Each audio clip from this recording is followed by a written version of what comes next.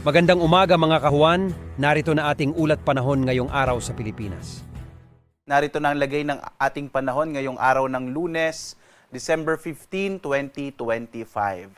Sa ating latest satellite images, makikita po natin na dalawang weather systems ang nakakaapekto sa ating bansa. Una, yung northeast monsoon, medyo malakas po ang hanging amihan ngayon o northeast monsoon na makakaapekto pa rin sa malaking bahagi ng Luzon. Magdadala ito ng mga pag-ulan, mga mahinag sa tamang mga pag-ulan, partikular na sa may Cagayan Valley at Cordillera Administrative Region. Easterlies naman ang magdadala ng mga pag-ulan, partikular na sa may Bicol Region, ilang bahagi ng Eastern Visayas at silangang bahagi ng Mindanao. Sa ibang bahagi ng ating bansa sa Luzon, makikita nyo, wala pong halos masyadong kaulapan dahil po mga maninipis na ulap na dala ng northeast monsoon ang magdadala naman ng mga pag-ambon, mahinang mga pag-ulan, partikular na sa malaking bahagi ng Luzon. Sa Visayas at Mindanao, mga localized rain showers and thunderstorms naman ang mararanasan. Sa ngayon din po, wala tayong minomonitor pa na cloud clusters or maging low pressure area sa loob at labas ng Philippine Area of Responsibility. Medyo maliit pa yung posibilidad na magkaroon tayo ng bagyo sa mga susunod na araw.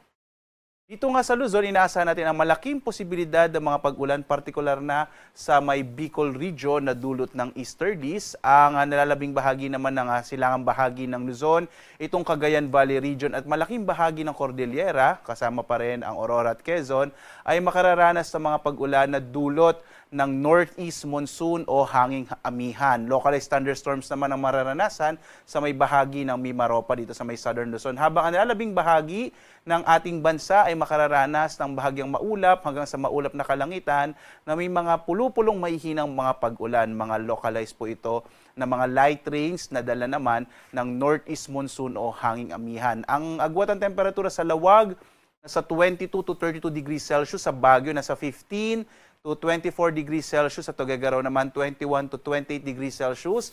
Sa bahagi ng Kamaynilaan, nasa 24 to 31 degrees Celsius, habang sa Tagaytay 22 to 28 degrees Celsius, sa Legazpi nasa 23 to 30 degrees Celsius.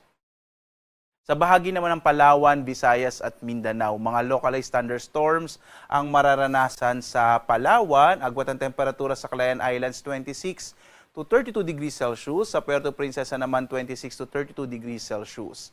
Sa bahagi ng Eastern Visayas, partikular na po ito sa may Northern Samar, Eastern Samar, maging sa Southern Leyte, inaasahan naman natin ang mas malaking posibilidad ng maulap na kalangitan na may mga pag-ulan dulot ng easterlies, habang ang nilalabing bahagi ng Kabisayaan ay makararanas ng mas maaliwalas sa panahon pero posible pa rin ang mga localized thunderstorms. Agwat ang temperatura sa Iloilo nasa 26 to 30 degrees Celsius, sa may Cebu naman 26 to 31 degrees Celsius, habang sa Tacloban 25 to 31 degrees Celsius ang agwat ng temperatura. Inaasahan naman natin ang maulap na kalangitan na may mas malaking posibilidad ng mga pag-ulan sa bahagi ng Caraga at Davao Region na dulot ng easterlies o yung hangin nagmumula sa Karagatang Pasipiko. Sa lalabing bahagi ng Mindanao, inaasahan po natin ang mga localized thunderstorms sa dakong hapon hanggang sa gabi. Agwat ng temperatura sa Zamboanga nasa 24 to 34 degrees Celsius, sa Cagayan de Oro 26 to 30 degrees Celsius, habang sa Davao 25 to 32 degrees Celsius. And as of 5 a.m. po today, ay may naka-issue pa rin tayo na gale warning, particular na sa mga baybayin ng Batanes, Cagayan, Isabela, Ilocos Norte, Ilocos Sur hanggang sa Aurora, dito po sa may Dilasag at Kasiguran. Ito po ay dulot ng malaking pag-alo ng karagatan na dulot naman ng hanging amihan. Inaasahan po natin na magiging maalon yung karagatan sa bahaging ito ng ating bansa.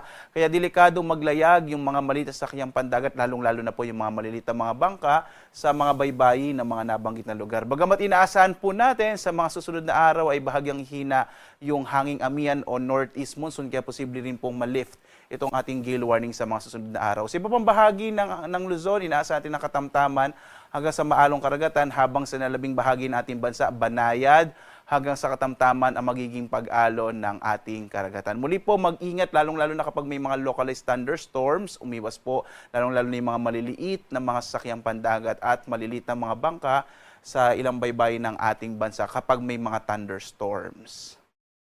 Narito naman ating inaasahang magiging lagay ng panahon sa mga susunod na araw. Ito po yung ating weather outlook. Bukas hanggang Miyerkules, posible pa rin maging maulan sa ilang bahagi ng Bicol Region at Eastern Visayas. Isama na rin po natin na dulot naman ng hanging amihan dito po sa may Cagayan Valley Region, Aurora, Quezon. Habang ang easterlies at ang ITCZ, so either easterlies po yan or intertropical convergence on ITCZ, ang magdo-dominate po dito sa may eastern section or magpe-prevail dito sa may eastern section ng Mindanao. Kaya posibleng magiging maulan pa rin sa mga sunod na araw. Pagdating ng Thursday to Friday, inaasahan pa rin natin ang maulang panahon sa may silangang bahagi ng Luzon, dulot po ng northeast monsoon or ng shear line. Posibleng makaapekto po ulit ang shear line sa mga sunod na araw, habang ang intertropical convergence zone or ITCZ ay magpapaulan sa may silangang bahagi naman ng Mindanao, yung Caraga area po at maging ang Eastern Visayas at maging itong Davao Region ay posible pong magkaroon ng mga pag-ulan hanggang sa pagtatapos ng linggong ito. Yan po ay magiging dulot ng intertropical convergence zone or ITCZ. Sa ngayon po, base sa pinakahuling datos na nakalap natin dito sa Pag-asa, ay wala pa po tayong namomonitor na low pressure area or maging bagyo. At least in the next 3 days, medyo maliit pa yung posibilidad na magkaroon tayo ng bagyo. Kapag meron po tayong bagong datos, ay mag-update po tayo.